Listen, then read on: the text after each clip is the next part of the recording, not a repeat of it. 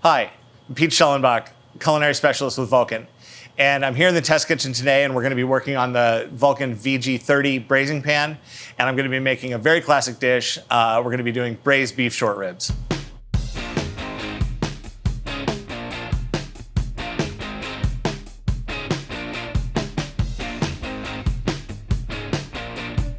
So controlling the Vulcan VG30 pan is very simple. It's got a solid state thermostatic control with a range of 50 to 425 degrees. And because it's a Vulcan product, it's got a very even heat signature across the entire surface of the braising pan, so that you know when you set a certain temperature, the entire pan is going to be that temperature. I also have on the panel a button to tilt, and of course a power button. There's also a space on the control panel for a manual crank. In case of like a power loss, I can still remove product from the braising pan just by manually tilting it. So a couple of the features I'd like to point out about the Vulcan VG30, the gallon markings that are on the back of the pan are actually embossed into the metal, as opposed to being etched. If they were etched on, when you clean the pan, those etchings will eventually start to wear off and you won't have that information available to you while you're cooking. Because they're embossed into the metal, they're gonna be there for the life of the pan. And more importantly, with Vulcan, that embossed gradations there on the back of the pan are standard with the pan, where our competitors charge extra for that. It is a 30-gallon pan, but if you'll notice, the 30-gallon line is about an inch below the edge of the top of the pan. What that means is that it has an actual 30-gallon usable capacity. Some of our competition has a 30-gallon pan, but the 30-gallon is right at the top. That means that as soon as something comes up to a boil, it's gonna spill over the edges. This has a 30-gallon usable capacity, which is obviously much better for an operation. Another thing that I'd like to bring your attention to is the Cool Touch handle on the lid. It's obviously set well away from the lid, so this handle stays cool all the time. And even more importantly, this lid is spring-loaded so that when I set it to a certain height, the lid will stay there on its own. A little bit more about the lid. First of all, it's a very heavy gauge of stainless, which means that as it heats up, it isn't going to warp. It's still going to maintain the seal that you want when you close the lid. And I also want to call your attention to this condensation diverter here at the back of the lid. Obviously, with this closed, food is going to produce moisture, and because it is a cooler surface here, that moisture is going to condense on the inside of the lid. When I raise the lid with all of that condensation there, it would normally want to run down the back of the lid. And the problem is that that condensation could run down and get onto the burners. Throwing cold water onto a burner is obviously a very bad thing. So we have a condensation diverter here so that as the condensate runs down the back of the pan, it hits the diverter and falls into the pan instead of out of the pan. All right, so let's get started cooking these short ribs. The first thing I'm gonna do to braise the short ribs is I'm gonna sear the meat. So I'm gonna start with a little bit of oil in the pan, and then I'm gonna start to add the short ribs. So I've already dusted these short ribs with seasoned flour. Obviously, I seasoned the meat as well. When you're doing short ribs at home, to sear them in small batches. And the reason for that is that when you add the short ribs to your pan at home, they suck up a lot of the heat that's in the pan. But because I've got this really powerful Vulcan VG30 pan to work with, I'm gonna be able to do all of these short ribs at one time. The amount of heat that's being retained in the pan means that I haven't even heard the pan start to call for more gas, for more energy. It's searing these short ribs, and I'm not having to use more energy to do it. There's just something about contact surface cooking, like what we're doing here, that brings a lot of flavor to the table, because there's just no substitution for contact surface cooking like this. So what I'm looking for is a nice browning on the surface that's on the pan right now. So I'll check that one, and that's got a great color to it right there. So I can go ahead and start to turn them over. Great color there. So one thing I hope you can see from what I just did is I turned them all over. There's a very even coloration. There's not one side of the pan or one part of the pan that seems to have darker or lighter characteristics. It's all one temperature, so I'm getting one even coloration across the entire surface. So now that I've got a great level of browning on all the sides, I'm gonna go ahead and pull these short ribs out of the pan so I can add my mirepoix and keep the process going. So I'm gonna add the onions and carrots.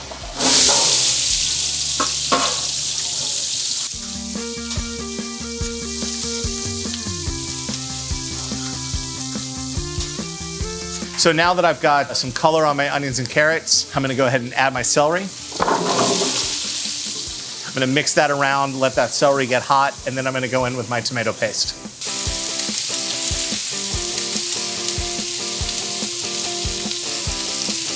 There we go. I'm gonna switch accessories now from my trusty tongs to a larger utensil for a pan.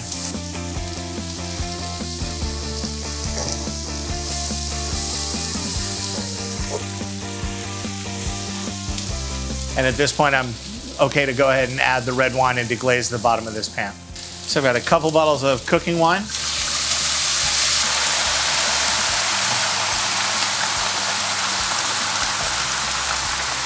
And I'm gonna mix that up and scrape the bottom of the pan as I do it to lift up the brown bits that are on the bottom. So you can see that wine cooked down very quickly. So now I'm gonna add back in the meat.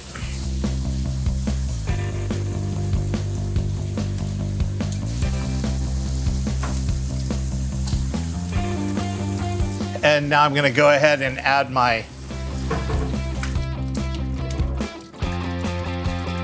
veal stock reduction, my demi-glace.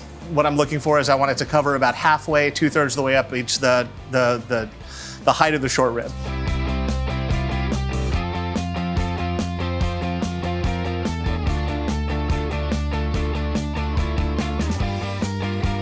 So I'm gonna add my sachet of herbs. Got a mix of bay leaves, thyme, parsley, and peppercorns in there. And I'm also gonna add in a couple of heads of cut garlic.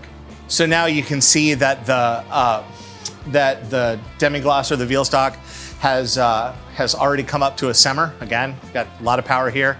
I'm gonna go ahead and turn the temperature down to try to hold a low simmer. And then, and I know that my control is gonna make sure the pan stays exactly where I set it. I'm gonna close the lid and we're gonna come back in a couple of hours and we're gonna have short ribs.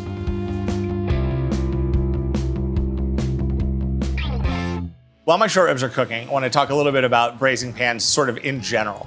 The Vulcan VG30 is 20% more efficient than similarly sized braising pans from our competition.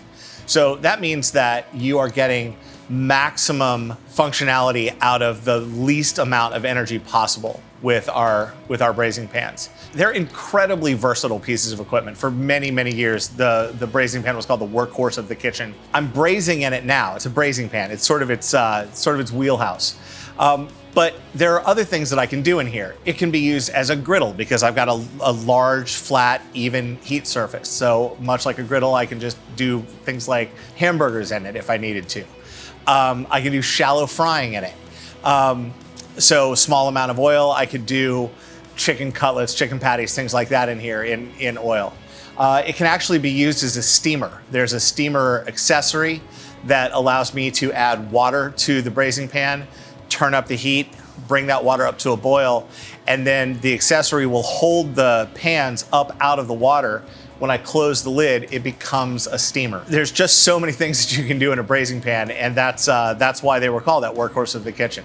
So when we're talking about braising pans or tilt skillets, the typical customer for this piece of equipment is someone who is doing large-scale food production and still needs the maximum amount of versatility with the smallest amount of linear feet, right? The horizontal cooking of this.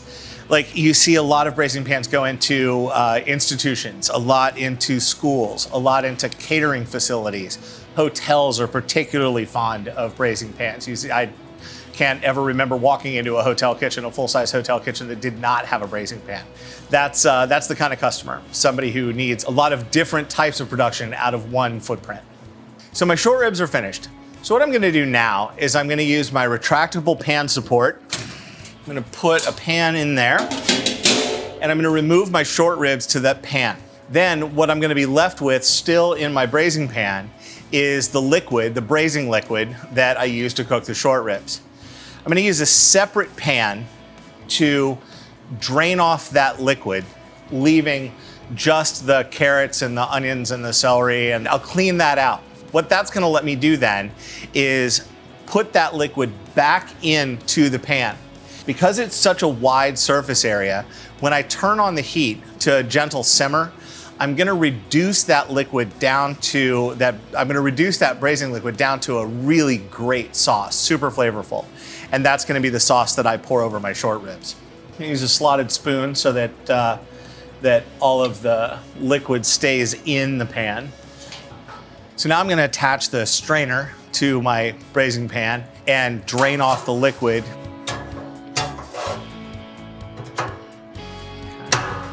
Like that.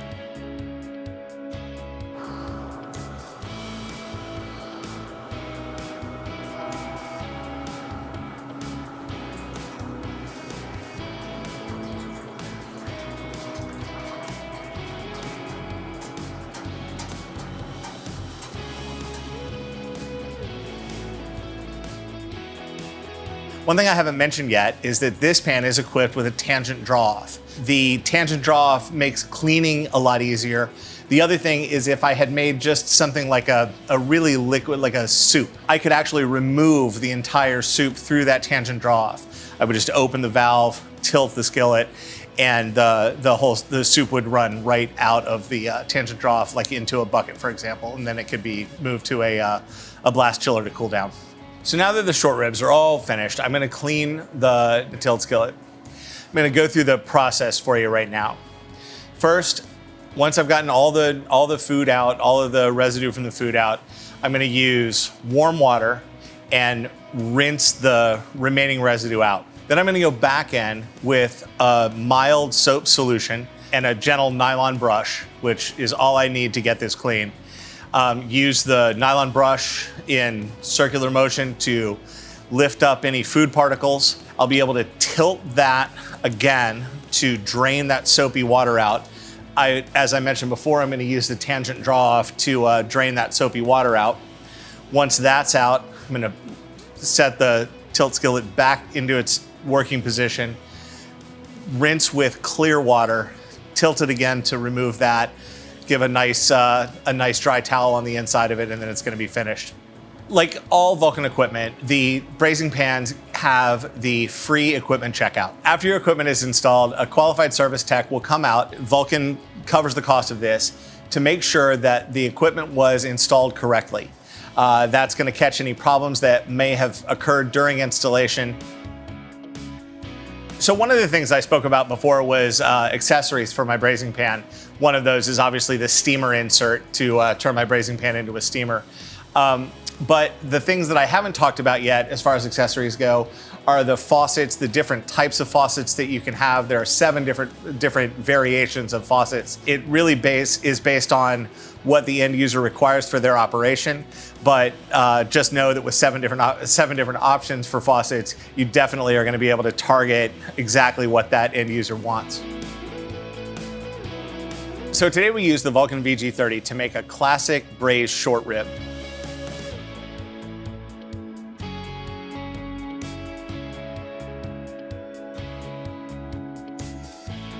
There are a couple of things that I'd love for you to have as takeaways for the braising pans.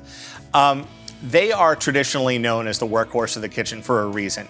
They're incredibly versatile pieces of equipment, not only in the way that they can cook one singular item by adjusting temperature and the profile of the pan during one cook, but also it can cook different ways. It can be used as a griddle, it can be used as a steamer, it can be used as a way to make stews or soups or stocks. It is one of the most versatile pieces of equipment in the kitchen, and it's a favorite of mine.